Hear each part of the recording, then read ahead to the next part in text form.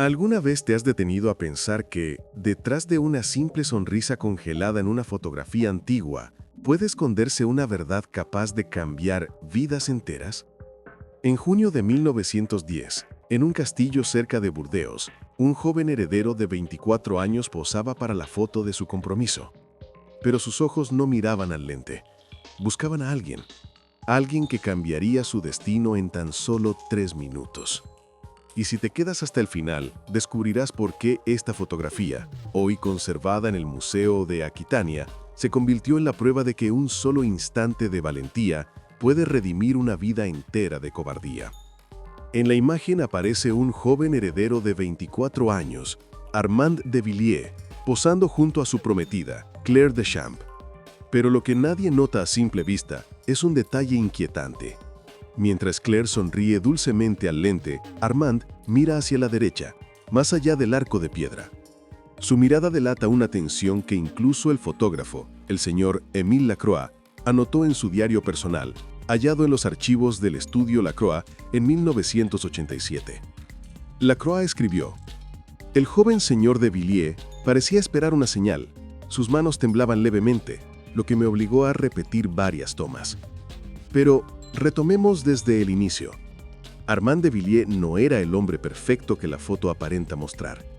Desde que su padre partió de este mundo 8 años atrás, cuando él tenía solo 16 años, había adquirido el hábito de beber discretamente. No lo suficiente para que los invitados lo notaran, pero sí para que sus manos temblaran cada mañana. La cicatriz en su mentón, visible en la foto si se observa con atención, provenía de una caída de caballo 3 años antes. Aquel día, un trabajador del campo también se lastimó en el mismo accidente. Armand había decidido atender primero a su caballo. El trabajador, sin atención médica, no logró recuperarse a causa de una infección. Esa decisión lo atormentaba cada noche. Claire Deschamps, de 20 años, hija de un comerciante de vinos de Burdeos, vestía ese día un vestido de seda color marfil que cubría sus manos. Bajo sus guantes de encaje, sus uñas estaban tan gastadas que se lastimaban fácilmente. Había perdido a 2 hermanos por enfermedad cuando era niña y desde entonces tenía una obsesión por la limpieza. Lavaba sus manos decenas de veces al día. El doctor Augusto Perrin, quien atendía a las familias adineradas de la región, anotó en su diario médico que Claire tomaba regularmente un preparado para poder dormir. 2 francos la dosis en la farmacia del bosque de Burdeos. Ella lo sabía. Sabía sobre el hijo de Armand con la empleada del castillo. Pero el contrato matrimonial, depositado con el notario Dubois, representaba 200 hectáreas de viñedos y la estabilidad económica de su familia después de la terrible sequía de 1909. Pero la verdadera historia comienza con Elise Moreau, una joven de 21 años que había servido en el castillo desde los 7. Cojeaba ligeramente de la pierna izquierda desde que se cayó por las escaleras de piedra cuando tenía 9 años. 2 años antes de la foto, desapareció durante 4 meses. Los registros parroquiales de Saint-Émilion muestran que regresó con un bebé, Lucien, nacido el 3 de marzo de 1908. Oficialmente de padre desconocido, pero los ojos grises del niño, un tono tan característico en la familia Villiers desde generaciones atrás, contaban otra historia. Elise no sabía leer ni escribir. Cuando Armand le enviaba mensajes, debía pedirle a su hermano, Henry, que se los leyera. Henry, de 18 años, era distinto. Había aprendido a leer gracias al propio Armand, quien, en un raro gesto de bondad, le daba lecciones secretas al amanecer en la biblioteca del castillo. Henry tallaba pequeños animales de madera que regalaba a los niños del pueblo, pero guardaba un secreto delicado. Padecía una condición que le provocaba desmayos y convulsiones. Una sola crisis frente a las autoridades bastaría para que lo consideraran incapaz de servir al país y lo internaran en un asilo. Aquel 14 de junio de 1910, una sensación de amenaza flotaba sobre el castillo, tan densa como el aroma del vino fermentando. La Ley de Reclutamiento Colonial de 1908. La ley exigía que cada región enviara una cuota de jóvenes para el servicio en las colonias. Los archivos del departamento de Gironda aún conservan las listas. 47 muchachos debían partir a Argelia ese mes. Henry Moreau era el número 23. El mayordomo del castillo, el señor Roux, un hombre de sonrisa helada, que llevaba 15 años manejando las cuentas, conocía todos los secretos. El gran libro contable del castillo, hoy conservado en la Biblioteca Municipal de Burdeos, muestra irregularidades inquietantes. Cada mes desaparecían 20 francos, exactamente el salario de una sirvienta. Roux sabía a dónde iba ese dinero. Al doctor Perrin, para atender el asma de Lucien. Y utilizaba esa información como un arma. «Señor conde», decía con su sonrisa de serpiente, «la gente habla. Una palabra mía y su tío sabrá la verdad sobre ese niño». El tío de Armand, Gastón de Villiers, amenazaba con vender la mitad de las tierras para pagar las deudas acumuladas después de la gran sequía. 3 trabajadores habían perdido la vida por el cólera esa primavera. Los viñedos apenas se recuperaban. Un hectolitro de vino se vendía en 45 francos, pero los costos se llevaban 40. La ruina era inminente. Fue en ese contexto que Armand le hizo una promesa a Elise. Una promesa susurrada en la oscuridad de las bodegas, mientras el pequeño Lucien tosía en sus abrazos. «Si veo a Henry en el patio el día de mis compromisos, lo esconderé en las bodegas hasta la noche. La Croix tiene contactos republicanos en Burdeos, pueden hacer desaparecer su nombre de la lista de reclutas». Elise abrazó con fuerza a su hijo. «¿Y si no lo logra?», preguntó con la voz temblorosa. Armand acarició la mejilla del niño, ese hijo que no podía reconocer. «No fallaré». Pero Armand no sabía que Roux había escuchado todo. Mientras el fotógrafo preparaba su cámara bajo el sol de la terraza, mientras los invitados brindaban con champán hablando del precio del vino, y Claire ajustaba su vestido ocultando sus manos temblorosas, Roux se deslizaba hacia la puerta para dejar entrar a los gendarmes. En la foto, si miras bien el rincón derecho, se distingue una sombra borrosa. Elise, oculta tras el arco, con Lucien en brazos. Esperaba la señal de Armand. Una señal que nunca llegaría como estaba planeado. Porque en exactamente 1 minuto, el sonido de las botas de los gendarmes resonaría sobre el empedrado del patio. Y todo aquel mundo construido con tanto cuidado se derrumbaría como un castillo de naipes. Pero para entender cómo se llegó a ese punto, hay que retroceder 6 meses, a cuando Armand aún creía que se podía engañar a todos, excepto a uno mismo. Enero de 1910. 6 meses antes de la foto, el castillo de Montreuil amanecía cubierto de nieve, un fenómeno raro en Burdeos. En la cocina, Elise encendía el fuego del amanecer. Sus manos, marcadas por viejas quemaduras, temblaban por el frío. El pequeño Lucien de 2 años tosía en su cuna improvisada junto a la chimenea. Cada respiración sonaba como el viento entre las viñas marchitas.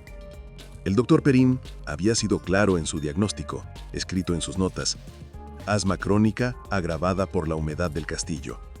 Sin tratamiento constante, el niño no resistiría muchos inviernos más. Aquella mañana, Armand bajó más temprano que de costumbre.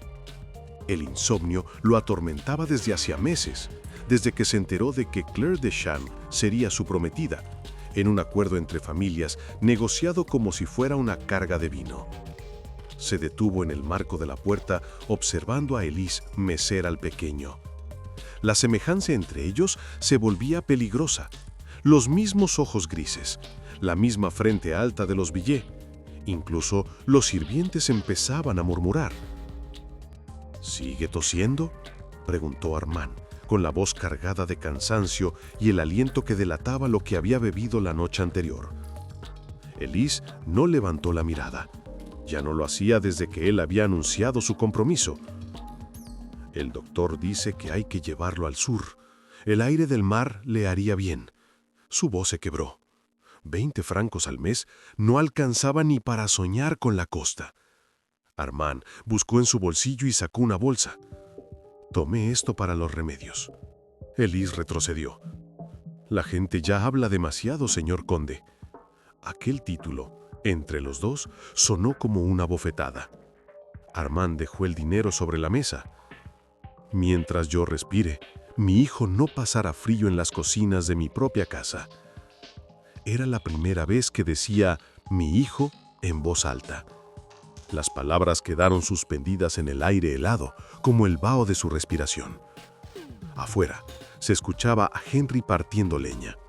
El ritmo de los golpes se detuvo de repente. Un ruido sordo. Elise corrió a la ventana. ¡Henry! Su hermano estaba en el suelo, su cuerpo sacudido por espasmos sobre la nieve, manchada de rojo donde se había lastimado al morderse la lengua. Armand salió corriendo. Se quitó el abrigo y lo puso bajo la cabeza de Henry. «No lo toquen», ordenó a los demás sirvientes que llegaban. «Déjenlo, pasará pronto». Conocía esas crisis. Su propio primo había sufrido lo mismo antes de ser internado en un hospital psiquiátrico donde perdería la vida 6 meses después. Henry, confundido y temblando, intentó incorporarse con dificultad. Armand lo ayudó a levantarse. «Nadie debe enterarse», murmuró el joven con el miedo reflejado en los ojos. Armand asintió. «Nadie lo sabrá. Dijiste que resbalaste en el hielo, nada más». Desde la ventana del primer piso, el mayordomo Roux observaba la escena. En el registro de incidentes del castillo, que él llevaba con meticulosa precisión, escribió una nota breve y enigmática. Situación médica. Vigilar. Marzo de 1910. La primavera trajo las primeras listas de reclutamiento. El padre Dubois, párroco de Saint-Emilion, había comenzado a falsificar certificados de defunción para las familias que podían pagar. 100 francos para desaparecer en los papeles y comenzar una nueva vida en otra parte. Pero los Moreau no tenían esa cantidad. Elise suplicó a Armand en la biblioteca mientras Henry aprendía a leer. «Se lo van a llevar. Usted sabe lo que les hacen a los enfermos como él en el ejército colonial. Los amarran cuando les dan ataques y muchos no sobreviven». Las lágrimas resbalaban por su rostro. Henry sostenía un libro entre las manos. Los Miserables, de Víctor Hugo. Leía despacio pero con pasión. «Jean Valjean también fue condenado», dijo con voz suave, «pero encontró la redención». Aquel día, Armand tomó una decisión que cambiaría todo. Escribió una carta a Émile Lacroix, el fotógrafo. Pero Lacroix no era solo eso. Décadas más tarde se descubriría en sus archivos que formaba parte de una red republicana que ayudaba a desertores a huir hacia España. La carta, hoy conservada en el Museo de Aquitania, es breve. «Amigo mío, necesitaré su arte el 14 de junio, y quizás algo más». Abril de 1910. Claire Deschamps visitó el castillo para preparar los detalles del compromiso. En el pasillo del servicio se cruzó con Elise. Lucien jugaba con un caballito de madera tallado por Henry. Claire se detuvo, observó al niño y luego a la joven. «Tiene los ojos de su padre», dijo sin emoción. Elise bajó la mirada. «No sé de qué habla, señorita». Claire retiró uno de sus guantes y rozó la mejilla de Lucien. «Pobre pequeño, nacer en medio de una mentira». Luego se puso el guante y siguió su camino. Esa noche, los sirvientes encontraron un canasto con víveres frente a la puerta de Elise, junto con un frasco de jarabe para la tos, el mismo que el doctor Perrin recetaba a los hijos de las familias acomodadas. Para mayo de 1910, la tensión aumentaba. Los gendarmes recorrían casa por casa, verificando las listas. 47 jóvenes debían partir. 7 ya habían escapado. 3 se habían causado heridas para evitar el reclutamiento. 1 se había quitado la vida en el granero de su padre. Los archivos del departamento conservan el informe del teniente Morvan. Resistencia creciente. Se recomienda intervención firme para dar ejemplo. Henry tallaba sin descanso. Docenas de pequeños animales de madera se acumulaban en su habitación. «Son para los niños», decía Elise. «Cuando me vaya, quiero que me recuerden». Había aceptado su destino con una resignación que partía el alma de su hermana. Pero Armand no estaba dispuesto a aceptarlo. Cada noche estudiaba los planos del castillo, buscando el mejor escondite. Las bodegas de vino, profundas y laberínticas, eran el lugar perfecto. Ni siquiera Roux se atrevía a bajar allí. Junio de 1910. Una semana antes de las fiestas de compromiso, Roux llamó a Armand a su despacho. Sobre la mesa, una pila de facturas. 20 francos mensuales para medicinas. Curioso, ¿no? en un castillo donde nadie está oficialmente enfermo. Su sonrisa era la de un gato que juega con su presa. Su tío estaría muy interesado en saber a dónde va ese dinero. Armand sintió cómo le temblaban las manos y las ocultó bajo la mesa. ¿Qué quiere Rue? El mayordomo se levantó y caminó hasta la ventana, desde donde se veía a Elise tendiendo la ropa y a Lucian jugando a sus pies. El chico Moreau será arrestado el día de sus compromisos. El teniente Morvan quiere dar un ejemplo. A menos que... Dejó la frase en el aire. A menos que me ceda la parcela oeste. 100 hectáreas a mi nombre. Era chantaje puro. 100 hectáreas valían una fortuna, pero también eran la libertad, quizás la vida de Henry. Armand se puso de pie lentamente. Tendrá mi respuesta el día del compromiso. Rue sonrió con malicia. Ya he avisado a los gendarmes. Vendrán a las 3 de la tarde, justo después de la foto oficial. Esa noche, Armand bebió más de lo habitual. Claire lo encontró derrumbado sobre el escritorio de la biblioteca. Tomó el vaso de sus manos y se sentó a su lado. «Sé lo que Rue está pidiendo», dijo en voz baja. «Los sirvientes hablan». Armand levantó la mirada con los ojos enrojecidos. «No soy más que un cobarde. Un cobarde que intenta comportarse como un héroe. Todos somos cobardes, Armand. Yo me caso para salvar a mi familia de la ruina. Tú bebes para olvidar. Elise miente para proteger a su hijo. Henry oculta su enfermedad para cuidar de su hermana. Incluso Rue, vives viviendo en equilibrio, suspendido entre la apariencia y la verdad. Todos somos cobardes, había dicho Claire la noche anterior. Y el cobarde roba, miente o calla porque teme perderlo todo. Pero mañana, aunque sea solo por un minuto, podemos elegir ser valientes. Un minuto podría bastar para cambiar una vida. El 13 de junio, víspera del compromiso, Armand tomó sus últimas decisiones. Le mostró a Henry la entrada secreta de las bodegas, escondida tras una pared falsa. Entregó a Lacroix el dinero para asegurarle un paso hacia España. Escribió una carta que jamás enviaría, en la que reconocía a Lucian como su hijo. Y al amanecer del 14 de junio, el día de la fotografía, bebió su último vaso de coñac. Esta vez sus manos no temblaban. Por primera vez en mucho tiempo, Armand de Villiers estaba sobrio y aterrorizado, porque en pocas horas, bajo el sol ardiente de aquella terraza, 3 vidas se decidirían en apenas 3 minutos. Y esta vez, no habría forma de escapar. 14 de junio, 1910, 2:30 de la tarde. El sol de junio convertía la terraza del castillo en un horno de piedra blanca. Los invitados se abanicaban con los programas de la ceremonia, impresos por la casa Delman Fields de Burdeos. El champán se templaba en las copas de cristal. Un pequeño conjunto de 5 músicos interpretaba un vals de Strauss. Todo parecía impecable, lleno de elegancia burguesa, pero todo era una fachada. Armand ajustó por 10ª vez su corbata de seda. Sus manos no temblaban, milagro de su recién adquirida sobriedad, aunque el sudor le perlaba la frente. Frente a él, Émile Lacroix preparaba su cámara, un modelo inglés de gran valor. Hablaba de luz y de encuadres, pero su mirado decía otra cosa. En el bolsillo llevaba los papeles falsificados para Henry Moreau, ahora bajo el nombre de Henry Martin, jornalero rumbo a Barcelona. Claire llegó del brazo de su padre, el señor Deschamps, un comerciante robusto que ya calculaba los beneficios económicos de la unión. Llevaba el vestido de seda color marfil, confeccionado por Madame Bouchard, la mejor modista de Burdeos.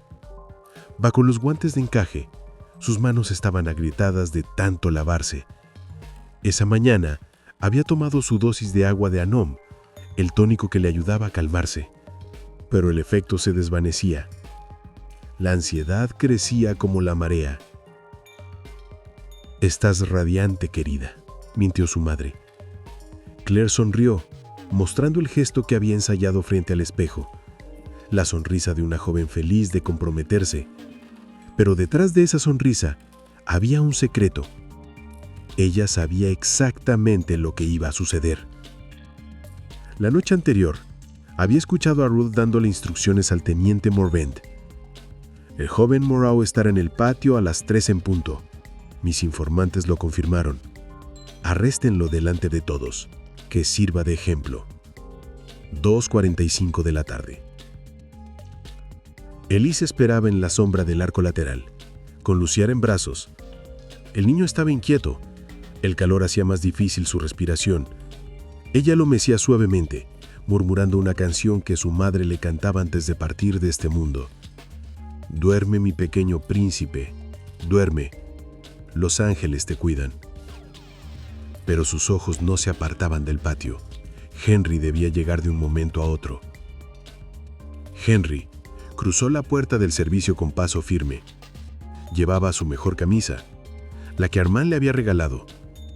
En su bolsillo, 3 figuritas talladas. Un caballo para Lucien, un pájaro para Claire y un ciervo para su hermana. Sabía que los gendarmes vendrían. Elise había intentado detenerlo, pero Henry fue firme. Si me escondo hoy, ellos irán por ti y por el pequeño. No huiré. Lo que no sabía es que Armand ya había planeado todo. La entrada secreta, los documentos falsos y la ruta nocturna hacia España. 2:50 de la tarde. Lacroix pidió a los novios colocarse en posición. El conde aquí, la señorita a su derecha. Perfecto. Revisó el visor. El encuadre era impecable. Los geranios en macetas daban color. Las cortinas blancas ondeaban suavemente. Al fondo los trabajadores seguían con sus tareas, ajenos al drama que se gestaba a pocos metros. «Mírenme bien», ordenó Lacroix. Claire obedeció, fijando la mirada en la cámara con su sonrisa ensayada. Pero Armand acababa de ver a Henry cruzando el patio, y detrás de él, emergiendo de la sombra como aves de rapiña, al teniente Morvend con 2 gendarmes. El plan había sido descubierto. 2:55 de la tarde. Armand tomó una decisión.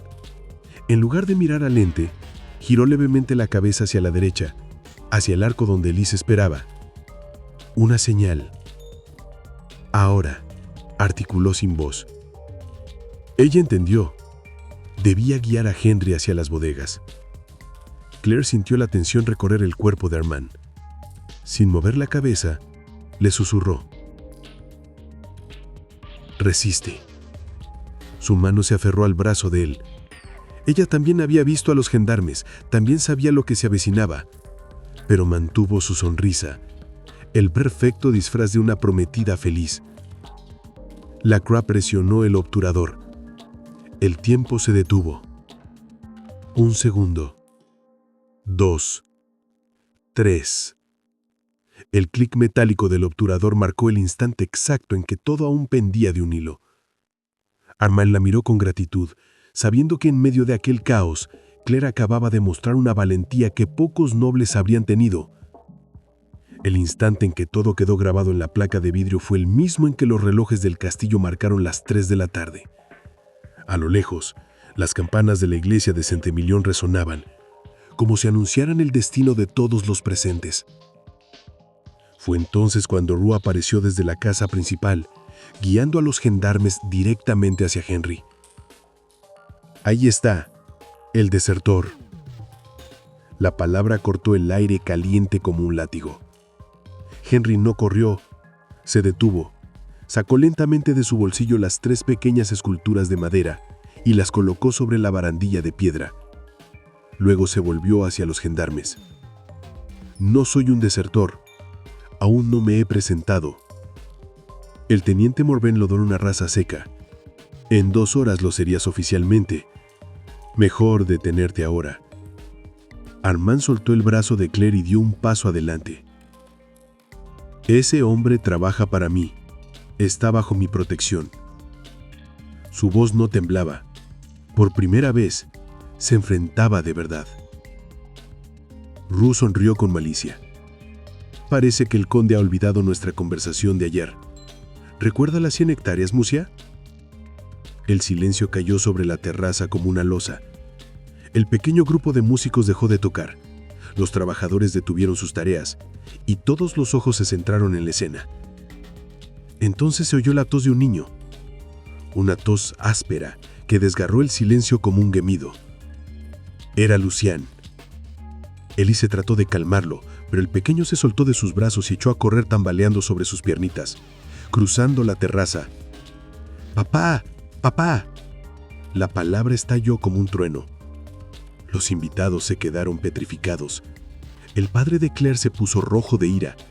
El tío de Armand dejó caer su copa que se rompió en pedazos sobre el suelo de piedra. Lucian se aferró a las piernas de Armand, sollozando y cosiendo. «Papá, tengo miedo». Armand tuvo 3 segundos para decidir. Negar al niño y conservarlo todo, o reconocerlo y perderlo todo. Miró a Elise, derrumbada contra la pared, a Henry, firme ante los gendarmes, a Claire, cuyo rostro impecable empezaba a quebrarse, y luego miró al pequeño Lucian, con esos ojos grises. Se agachó, los suyos. lo tomó en brazos y dijo con voz clara: «Sí, hijo mío, estoy aquí». El caos se desató. El tío Gastón gritaba sobre el deshonor de la familia. El padre de Claire exigía anular el compromiso de inmediato. Los invitados murmuraban entre el escándalo y la fascinación por el drama. Rue sonreía triunfante, saboreando la caída de los Villiers. Pero entonces Claire hizo algo que nadie esperaba. Cruzó la terraza, con su vestido de seda arrastrándose sobre las piedras, y se acercó a Elise. La ayudó a levantarse, luego se volvió hacia todos. «Esta mujer y su hijo están bajo mi protección. Quien intente hacerles daño tendrá que pasar primero por mí».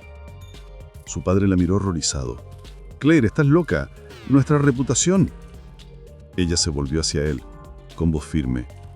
«Nuestra reputación, padre, la que está construida sobre mentiras, sobre matrimonios tratados como negocios, sobre el trabajo de mujeres como Elise, que ganan 20 francos al mes mientras brindamos con botellas que cuestan el doble». En ese momento, Lacroix intervino. Se acercó al teniente Morvent con paso seguro. «Mi teniente, tengo información que podría interesarle sobre el señor Roux. Irregularidades en las cuentas del castillo, desvíos de dinero, y tengo pruebas». Era un farol magistral. Roux palideció. Sabía que si alguien investigaba de verdad, saldrían a la luz años de chantajes y robos encubiertos. Lacroix continuó, sacando un sobre de su chaqueta. «Además, tengo aquí una carta del prefecto de Gironda, mi cuñado, para ser exacto, quien estaría muy disgustado si se enterara de que se realizan arrestos sin respetar los procedimientos legales. El señor Moreau tiene hasta las 5 de la tarde para presentarse. Son las 3:10. El teniente dudó. Podía insistir, pero enfrentarse al prefecto sería un error, y aquel fotógrafo parecía saber demasiado. «Volveremos a las 5», gruñó finalmente. «Que esté aquí». Pero Henry ya había desaparecido. Durante la confusión, mientras todos miraban a Armand y al pequeño, él había escapado hacia las bodegas, siguiendo el plan. En 2 horas estaría en Burdeos, en 3, rumbo a España. Las pequeñas esculturas que dejó sobre la barandilla serían la única prueba de su paso. El tío Gastón se acercó a Armand con el rostro desfigurado por la furia. «Estás acabado, sobrino. Me quedo con las tierras. No tendrás nada». Armand abrazó más fuerte a Lucian, que ya se había calmado. «Tendré a mi hijo, tío. Y eso es más de lo que usted jamás tuvo». Claire se acercó despacio. Su decisión estaba tomada. «Señor de Villiers, nuestro compromiso queda naturalmente roto». Luego bajó la voz. «Pero si necesita ayuda para el niño, para sus cuidados, tengo un primo médico en Arcachón. El aire del mar podría ayudarlo a sanar.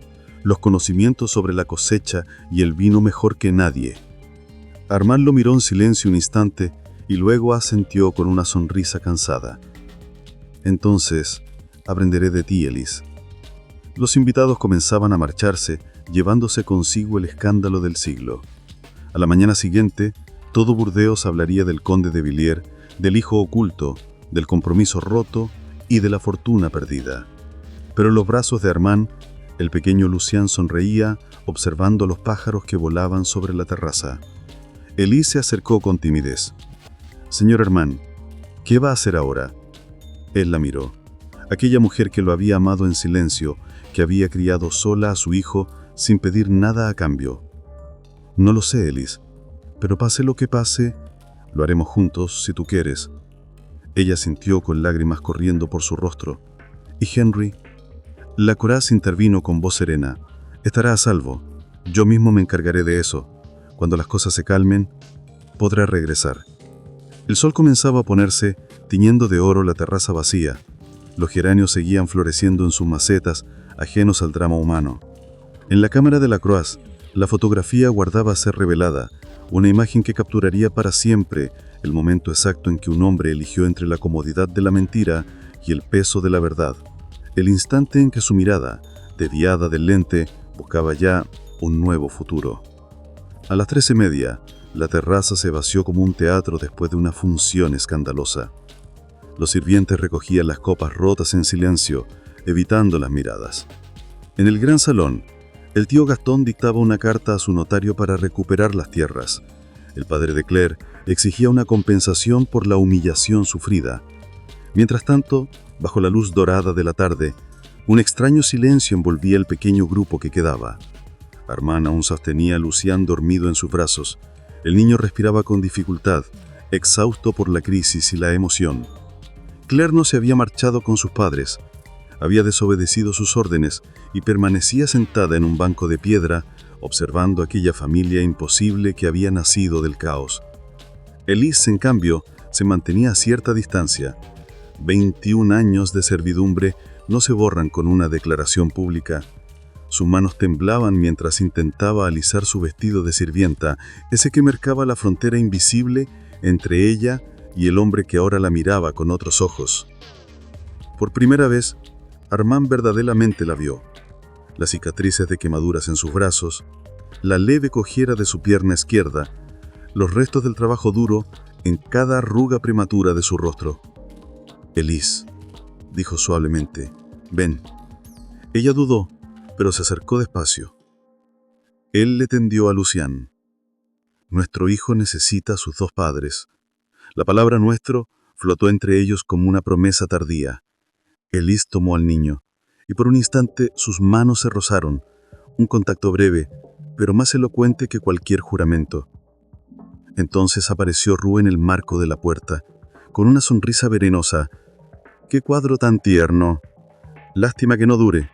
En una hora los gendarmes volverán. A su protegido Henry no podrá esconderse para siempre. Y usted, señor conde, o debería decir ex-conde, ya no tiene poder alguno para protegerlo». La Croix avanzó con su cámara al hombro. «Señor Roux, parece que he olvidado nuestra charla sobre las cuentas del castillo. He pasado la mañana revisando sus libros, fascinantes, sobre todo las entradas de ventas de vino que jamás aparecen en los registros oficiales». Era un farol bien jugado. Roux se descompuso. «Además», añadió el fotógrafo sacando un documento de su bolsa, «aquí tengo una copia del nuevo decreto prefectural publicado esta mañana. Los cupos de reclutamiento para Gironda ya fueron cubiertos. No habrá nuevas convocatorias antes de septiembre». Magistralmente elaborado por un amigo impresor republicano de la Croix. Pero, ¿quién se atrevería a comprobarlo en sábado por la tarde? Roux retrocedió, comprendiendo que había perdido. «Se arrepentirán», sisió, antes de desaparecer dentro de la casa. Más tarde sabrían que huyó con la platería y 3 cuadros valiosos, pero por el momento su amenaza se desvanecía con él. Claire se levantó al fin. «Armand», dijo con calma, «pero ¿ha pensado en lo práctico? Perderá las tierras. ¿Cómo vivirá? ¿Cómo cuidará al niño?». Su tono era sereno, casi empresarial. Hablaba la hija de un comerciante. Armand miró alrededor, hacia el castillo que había sido su prisión dorada. «Me queda la parcela del sur, 20 hectáreas de buen viñedo. Es poco, pero con trabajo. Se detuvo mirando sus manos finas, manos que jamás habían trabajado la tierra. Supongo que tendré que aprender. «¿Puedo ayudarte?», dijo Elise de pronto. «Sé trabajar el campo. Mi padre fue viñador. Antes de irse. Conozco el oficio». Armand la miró con emoción. «Entonces lo haremos juntos». Claire los observó, con una mezcla de tristeza y admiración. Luego se acercó y colocó una mano sobre el hombro de Elise. «Cuídelo. Y cuídense. No dejen que el miedo vuelva a decidir por ustedes». Lacroix levantó la vista hacia el cielo dorado. «¿El sol se va? Será mejor revelar la foto antes de que la luz cambie». Esa imagen, la del joven conde mirando hacia otro lado, la mujer que se negaba a ser invisible y el niño que había unido sus destinos, quedaría grabada para siempre en el cristal. Una fotografía que contaría, sin palabras, el instante exacto en que 3 personas eligieron la verdad por encima de la mentira. Primo médico los recibirá en Arcachón cuando estén listos para viajar. El aire del mar podría ayudar mucho a los pulmones de Lucien. Armand sintió con gratitud. Claire subió al carruaje y mientras los caballos comenzaban a avanzar, giró una última vez para mirarlos.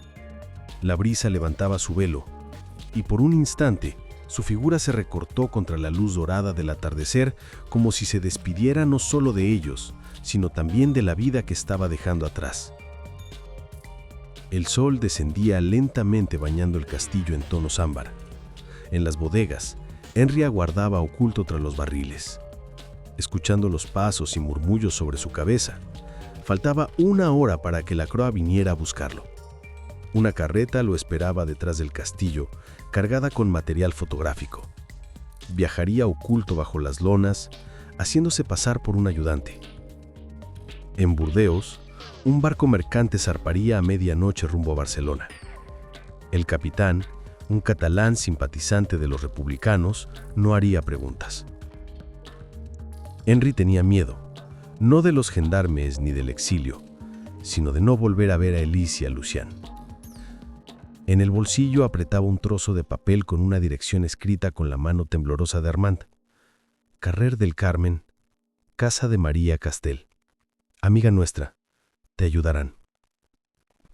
Arriba, en el despacho que había pertenecido a su padre, Armand firmaba los documentos del notario de su tío. Cedía 3/4 partes del dominio, conservando solo la parcela sur y la pequeña casa del capataz. En una sola tarde, había pasado de conde a pequeño propietario. El tío Gastón reía satisfecho. «Pudiste tenerlo todo, Armand. Lo perdiste todo por una sirvienta y su hijo». Armand dejó la pluma, lo miró con calma y respondió. «¿Sabe lo que me dijo mi padre antes de irse? Vive, hijo mío, aunque duela». Me tomó años entenderlo. Claire había convencido a sus padres de marcharse sin ella.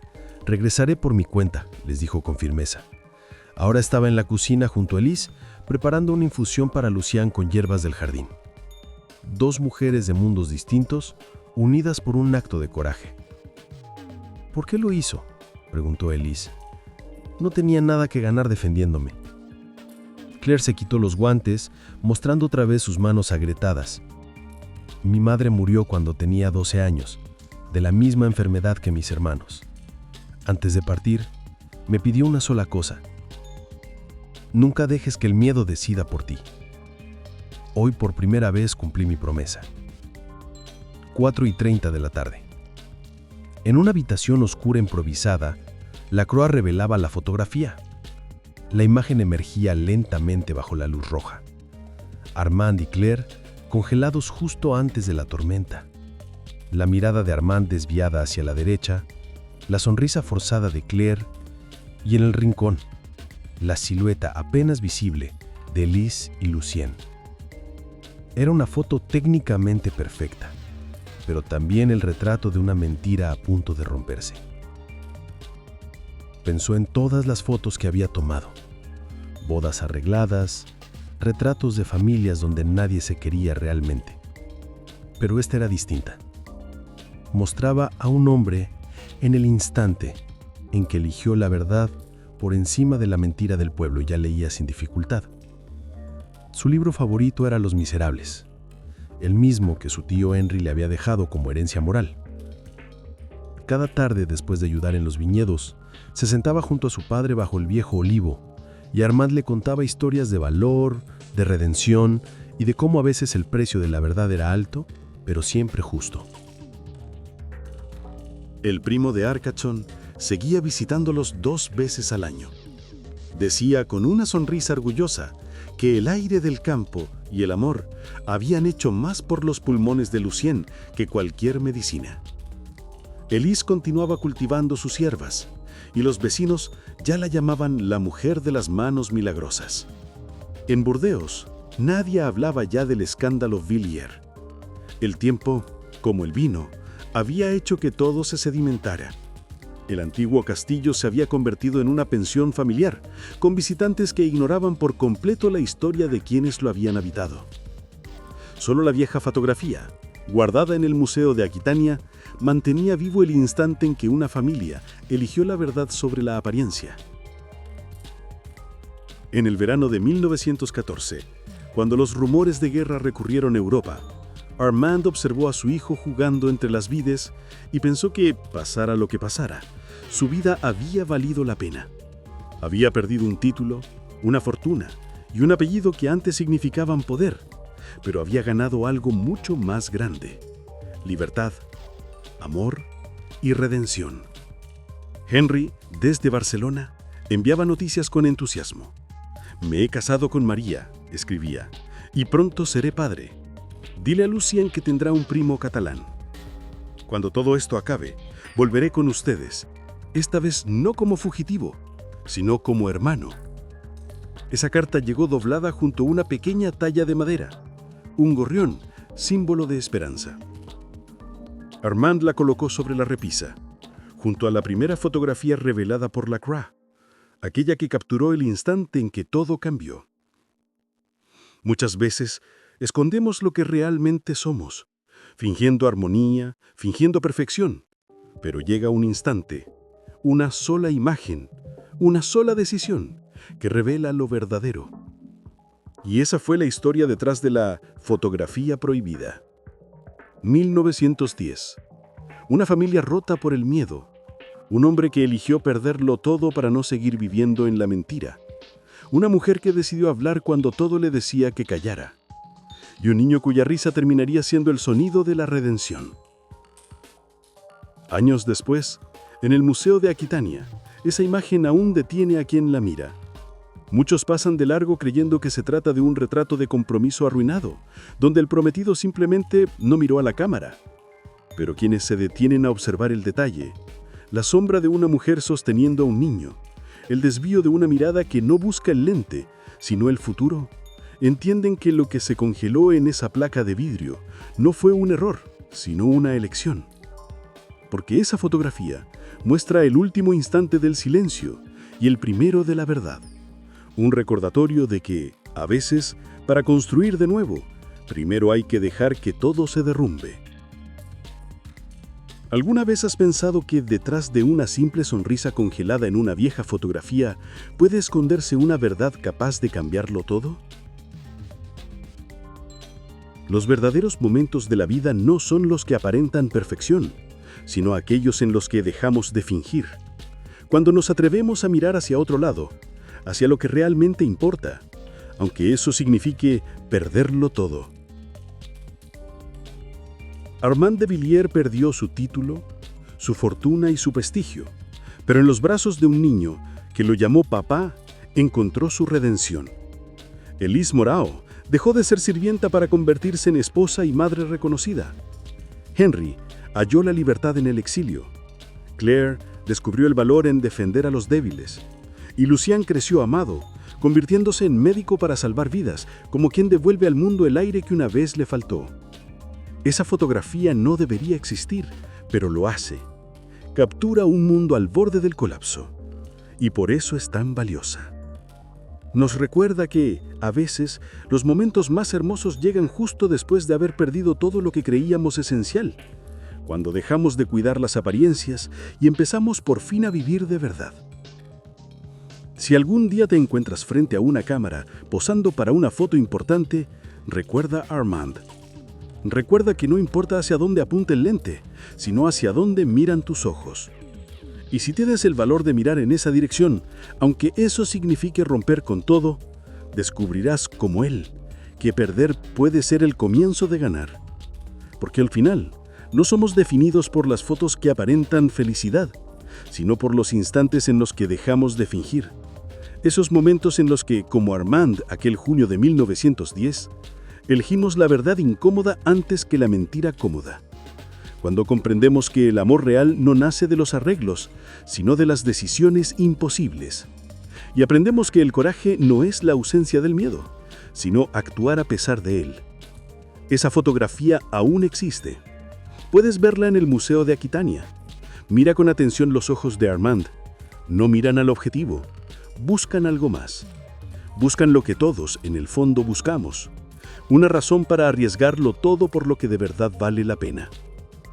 Y si esta historia te tocó el corazón, quizá es porque todos tenemos nuestra propia foto del 14 de junio de 1910. Ese instante donde debemos elegir entre la comodidad de la mentira y el riesgo de la verdad. Elige la verdad, incluso si tus manos tiemblan, incluso si lo pierdes todo, porque lo que ganarás será infinitamente más valioso. El derecho de mirar a tus hijos sin culpa. El derecho de envejecer sin arrepentimiento. El derecho de saber que viviste, que realmente viviste al menos una vez en tu vida. Esa es la enseñanza de esta foto que no debería existir. El legado de un instante de valor, una tarde de junio de 1910. La historia de una mirada que buscaba en otra dirección y que al final encontró exactamente lo que debía encontrar. Una historia inspirada en hechos reales que nos recuerda algo eterno. A veces hay que perderlo todo para ganar lo que realmente importa.